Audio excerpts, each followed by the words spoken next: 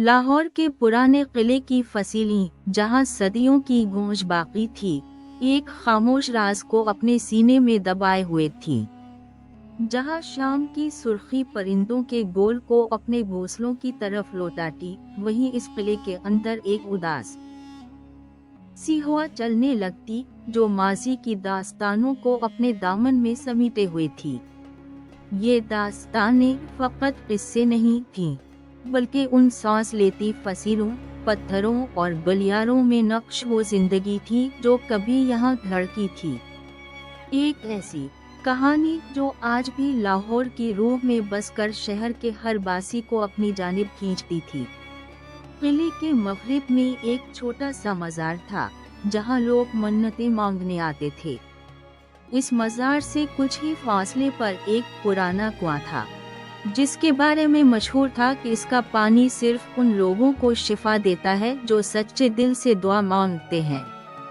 इस कुएं के किनारे एक बूढ़ा आदमी, जिसका नाम फजलदीन था, अक्सर बैठा रहता था। इसकी आंखों में एक गहरा समंदर था, जिसमें सदियों की कहानियां तैरती थीं। फजलदीन कोई आम आदमी नहीं था, बल्कि वो उन चंद लोगों में से था जो किले के हर पत्थर, हर कोना, हर फसील की जबान को समझते थे। इसकी झुर्रियों भरी हथेलियों में सदियों का लमस था, और उसकी आवाज में वो सरसराहट थी जो वक्त के बहाव के साथ चलने वाली हवा में रची बसी थी। वो अक्सर लोगों को पुराने किस्से सुनाता, जिनमें एक किस्सा सोना बीबी का था, जो आज भी लोगों के दिलों में जिंदा था। सोना बीबी कोई आम औरत नहीं थी, वो इस किले के आखिरी राजा की इकलौती बेटी थी, जिसकी खूबसूरती का चर्चा दूर दूर तक था। इसके बाल सियाह बादलों की तरह थे, और इसकी आंखें गहरे समंदर की तरह थीं।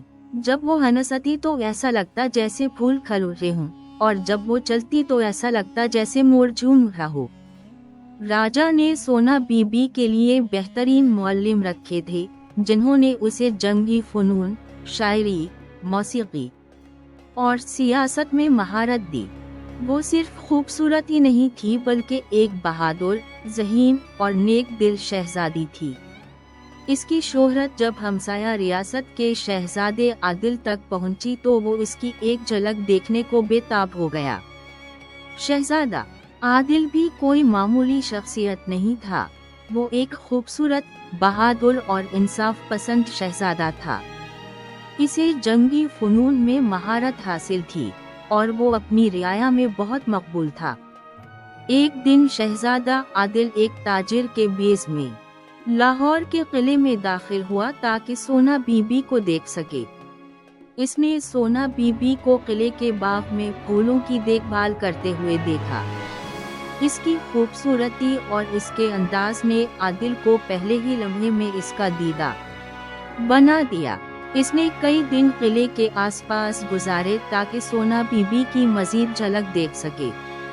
वो रातों को छप छप कर किले की फसीलों से सोना बीबी की आवाज़ सुनने की कोशिश करता, जो मौसीकी की रियाजत कर रही होती थी। इसकी आवाज़ में एक ऐसी मिठास थी जो आदिल के दिल में उतर गई। शहजादा आदिल ने अपने वालिद से सोना बीबी का हाथ मांगने के लिए कहा, लेकिन राजा ने इस रिश्ते से इनकार कर दिया। राजा को अपनी बेटी से बहुत मोहब्बत थी, और वो उसे किसी ऐसे शहजादे के हवाले नहीं करना चाहता था जो इसकी बेटी को फकत एक सियासी पे समझे। राजा की एक शर्त थी कि सोना बीबी की शादी इसी शहजादे से होगी जो न सिर्फ बहादुर हो बल्कि ज़हीन भी हो, और इसे मौसीकी और शायरी से भी लगाव हो। इसके अलावा राजा ये भी चाहता था कि शहजादा उसकी बेटी को उसके मुताबिक इज्जत दे, न कि सिर्फ अपनी सियासी ज़रूरत के लिए इसे इस्तेमाल करे। इस इनकार पर आदिल के वालिद को बहुत गुस्सा आया, और उन्होंने लाहौर पर हमला करने का इरादा कर लिया। आदिल इस जंग से बचना चाहता था, क्योंकि वो नहीं चाहता था कि सोना बीबी की वजह से कोई भी खून खराबा हो। आदिल ने अपने वालिद को समझाने की बहुत कोशिश की, लेकिन वो ना माने। आदिल एक दिन छुपकर लाहौर के किले में दाखिल हुआ और एक सिपाही के बेस में सोना बीबी के सामने पेश हुआ। सोना बीबी उसे नहीं पहचान सकी, लेकिन इसकी आंखों में एक अजीब सी चमक देखकर उसे लगा कि ये कोई आम सिपाही नहीं है। आदिल ने सोना बीबी को अपनी असलियत बताई और इससे कहा कि वो इससे मोहब्बत करता है और इस जंग से बचना चाहता है। सोना बीबी ने आदिल की बहादुरी और सच्चाई को महसूस किया और इसे पसंद करने लगी। इन्होंने मिलकर एक मंसूबा बनाया ताकि इस जंग से बचा जा सके। सोना बीबी ने राजा से कहा कि वो शहजादा आदिल से मुकाबला करना चाहती है ताकि उसे मालूम हो सके कि वो कितना ताकतवर है। राजा ने इस बात पर ताज्जुब किया, लेकिन उसने अपनी बेटी की बात मान ली। आदिल और सोना बीबी ने एक मुकाबला तरतीब दिया जिसमें इन्हें तलवारबाजी, तीर अंदाजी और मौसीकी में महारत दिखानी थी। मुकाबले के दिन दोनों किले के सहन में जुमा हुए, जहां हजारों लोग ये मंजर देखने के लिए जुमा थे। सबसे पहले तलवारबाजी का मुकाबला हुआ, जिसमें आदिल ने अपनी बेहतरीन महारत दिखाई। सोना बीबी ने भी उसे सख्त मुकाबला दिया और कई बार उसे मुश्किल में डाला। दोनों की महारत देखकर लोग हैरान रह गए। इसके बाद तीर अंदाजी का मुकाबला हुआ, जिसमें सोना बीबी ने अपनी बेहतरीन महारत दिखाई। उसने निशाना पर कई बार ऐन जगह पर तीर मारा और आदिल को हैरान कर दिया। आदिल ने भी अपनी बेहतरीन महारत दिखाई, लेकिन सोना बीबी ने उसे पीछे छोड़ दिया। आखिर में मौसीकी का मुकाबला हुआ, जिसमें आदिल ने एक ऐसा राग छेड़ा जो दिलों को छू गया। सोना बीबी ने भी एक दिलकश धुन गाई जो माहौल में एक जादू सा बखेर गई। इस मुकाबले में कोई हारने वाला नहीं था। दोनों ने अपनी अपनी जगह पर बेहतरीन कारकर्दगी दिखाई। इस मुकाबले के बाद राजा ने आदिल को अपनी बेटी के लिए मुंतखब कर लिया और दोनों की शादी की तैयारियां शुरू हो गईं। शादी की तैयारियां जोर व शोर से शुरू हुई और किला को दुल्हन की तरह सजा दिया गया। सोना बीबी और आदिल बहुत खुश थे और वो एक दूसरे के साथ जिंदगी गुजारने के ख्वाब देख रहे थे।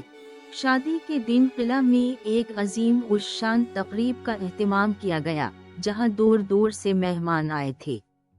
सोना बीबी ने एक खूबसूरत लाल लिबास पहना हुआ था और आदिल ने एक शानदार शेरवानी ज़ेब तन की हुई थी। दोनों एक दूसरे के साथ बहुत खूबसूरत लग रहे थे। रात गए तक तकरीब जारी रही और लोगों ने खूब हिला गला किया। लेकिन इस खुशी के लम्हों में एक गैर मुतवक्के मोड़ आया, जो इस कहानी का एक बड़ा हिस्सा बन गया। जिस रात सोना बीबी और आदिल की शादी हुई थी, उसी रात एक हौलनाक वाक़या पेश आया। किले पर एक गद्दार सरदार ने हमला कर दिया, जिसका नाम जालिम खान था और वो खुद भी सोना बीबी से शादी करना चाहता था। इसने रात की तारीकी में किला पर हमला किया, जब सब लोग जश्न में मसरूफ थे। जालिम खान एक ताकतवर और बेरहम सरदार था, जो अपनी मर्जी मनवाने के लिए कुछ भी कर सकता था। इसके पास एक बड़ी फौज थी और उसने अचानक हमला करके किला को घेर लिया। किला के सिपाही इस हमले के लिए तैयार नहीं थे और वो जल्द ही जालिम खान की फौज के सामने बेबस हो गए। सोना बीबी और आदिल ने अपनी जान की परवाह न करते हुए मुकाबला किया, लेकिन जालिम खान के सिपाही बहुत ज्यादा थे। आदिल ने बहादुरी से मुकाबला किया, लेकिन इसे शदीद जख्म आए। सोना बीबी ने भी अपनी तलवार से कई सिपाहियों को मार गिराया, लेकिन वो अकेली थी। जालिम खान ने सोना बीबी को गिरफ्तार कर लिया और आदिल को वहीं छोड़ दिया ताकि वो जख्मों से मर जाए। किला पर जालिम खान का कब्जा हो गया اور اس نے لاہور کو اپنی جاگیر بنا لیا۔ اس نے سونا بی بی کو قید کر لیا اور اسے اپنی ملکہ بنانے کا ارادہ کیا، لیکن سونا بی بی نے اس کے ارادوں کو ناکام بنانے کا فیصلہ کر لیا۔ سونا بی بی کو قلعے کے ایک تاریک تہ خانے میں قید کر دیا گیا۔ وہیں وہ اپنے دل میں ایک عجیب سی چمک محسوس کر رہی تھی جو اسے عادل کے بچ جانے کی امید دے رہی تھی۔ سونا بی بی کو یقین تھا کہ عادل زندہ ہے اور وہ اسے بچانے ضرور آئے گا۔ اس نے اپنی ذہانت اور بہادری کا استعمال کرتے ہوئے تہ خانے سے فرار ہونے کا منصوبہ بنایا۔ اس نے قید خانے کے محافظوں سے دوستی کی اور انہیں اپنی باتوں سے متاثر کیا۔ اس نے انہیں اپنے دکھوں کی داستان سنائی اور انہیں یقین دلایا کہ وہ ایک معصوم لڑکی ہے جسے ناحق قید کیا گیا ہے۔ محافظ اس کی باتوں میں آ گئے اور ایک دن اس نے انہیں ایک خفیہ راستہ دکھایا جو قلعے سے باہر نکلتا تھا۔ سونا بی بی نے اس راستے سے فرار ہو کر اپنے والد کو ظالم خان کے بارے میں اطلاع دی۔ راجہ جو اپنی بیٹی کے غم میں ڈوبا ہوا تھا، اس خبر سے اس کی امید جاگ اٹھی۔ اس نے اپنی فوج کو اکٹھا کیا اور ظالم خان سے بدلہ لینے کا ارادہ کیا، لیکن اس کے پاس اتنی بڑی فوج نہیں تھی کہ وہ ظالم خان کا مقابلہ کر سکے۔ سونا بی بی نے اسے یقین دلایا کہ وہ صحیح وقت کا انتظار کرے اور وہ ضرور بدلہ لے گی۔ دوسری طرف عادل بھی اپنے زخموں سے صحت یاب ہو گیا تھا اور وہ سونا بی بی کو بچانے کے لیے بے تاب تھا۔ اس نے ایک چھوٹی سی فوج اکٹھی کی اور لاہور کی طرف کوچ کیا۔ اسے خبر ملی تھی کہ سونا بی بی زندہ ہے اور وہ اس تہ خانے میں قید ہے جہاں کبھی پرانے زمانے کے بادشاہوں کے خزانے چھپائے جاتے تھے۔ عادل نے خفیہ راستوں سے قلعے میں داخل ہونے کا فیصلہ کیا تاکہ وہ ظالم خان کو اچانک حملہ کر کے حیران کر سکے۔ اس نے اپنے بہترین سپاہیوں کو ساتھ لیا اور رات کی تاریکی میں قلعے میں داخل ہوا۔ عادل اور اس کے سپاہیوں نے خاموشی سے قلعے کے اندر داخل ہو کر محافظوں کو قابو کر لیا۔ انہوں نے تہ خانے کی طرف راستہ بنایا اور وہاں سونا بی بی کو تلاش کیا۔ سونا بی بی عادل کو دیکھ کر بہت خوش ہوئی اور اس نے اسے گلے لگا لیا۔ دونوں نے مل کر ظالم خان کے خلاف جنگ کا منصوبہ بنایا۔ سونا بی بی نے عادل کو قلعے کے اندرونی راز بتائے اور اسے قلعے کے تمام خفیہ راستوں کے بارے میں بتایا۔ انہوں نے ایک خفیہ پیغام بھیجا جس میں سونا بی بی کے والد کو بلایا گیا تاکہ وہ بھی اس جنگ میں ان کا ساتھ دے سکیں۔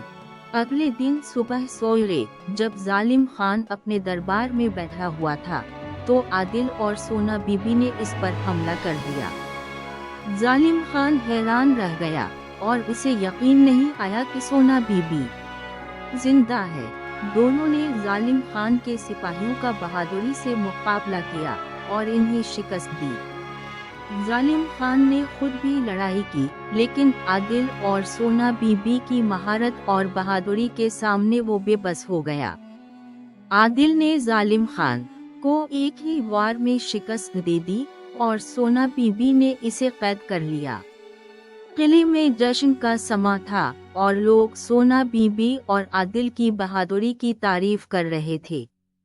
اس کے بعد سونا بی بی اور عادل نے ایک ساتھ لاہور پر حکمرانی کی اور انہوں نے اپنی رعایا کو انصاف اور خوشحالی فراہم کی۔ انہوں نے قلعے کو دوبارہ تعمیر کیا اور اسے پہلے سے بھی زیادہ خوبصورت بنا دیا۔ انہوں نے ایک خوشحال اور پرامن دور کا آغاز کیا جہاں ہر کوئی خوش تھا۔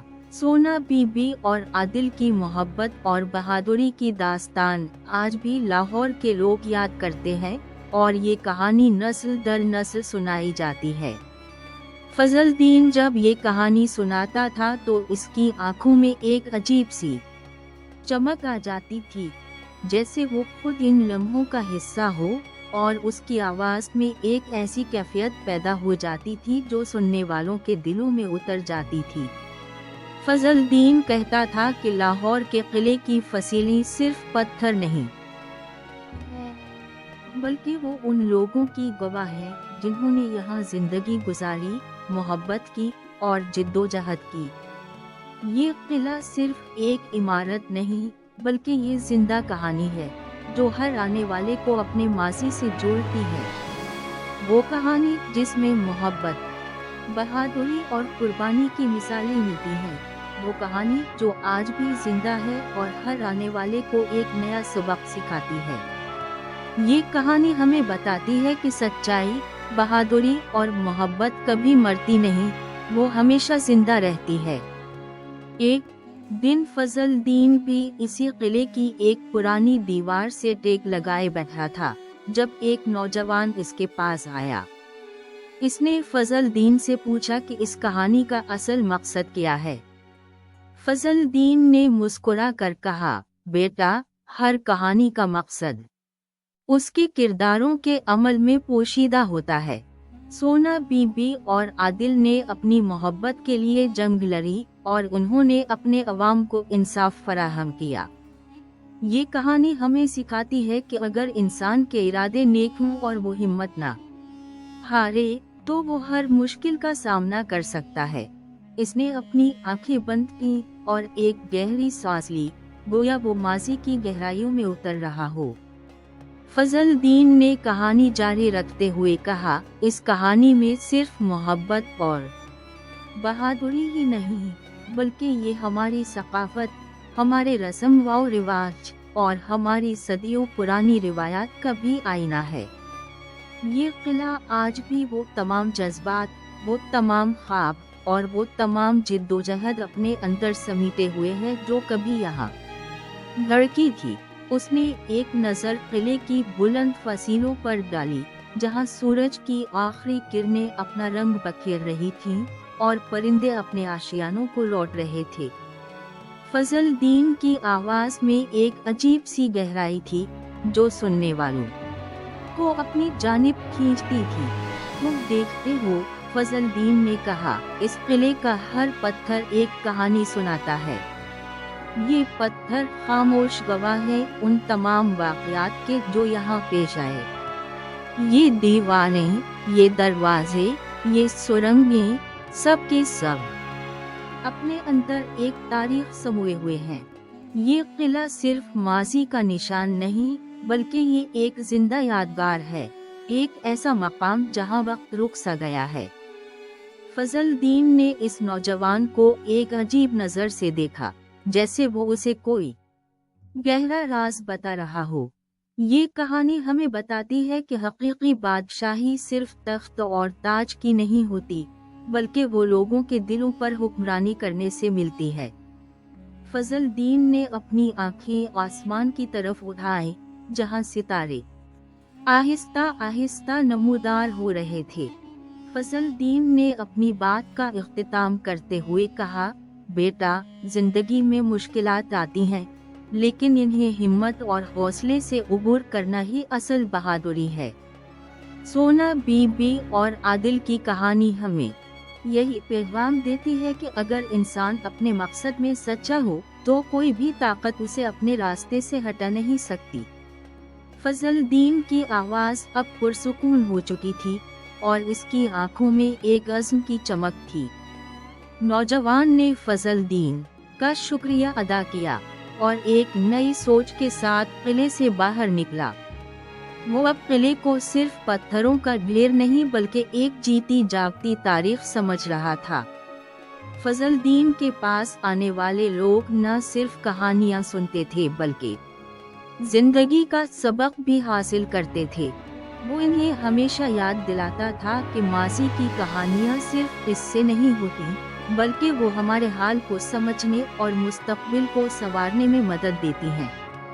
اس کی باتوں میں ایک فلسفہ تھا، ایک ایسا فلسفہ جو لاہور کی پرانی گلیوں، اس کے تاریخی مقامات اور اس کے لوگوں کی روح میں بسا ہوا تھا۔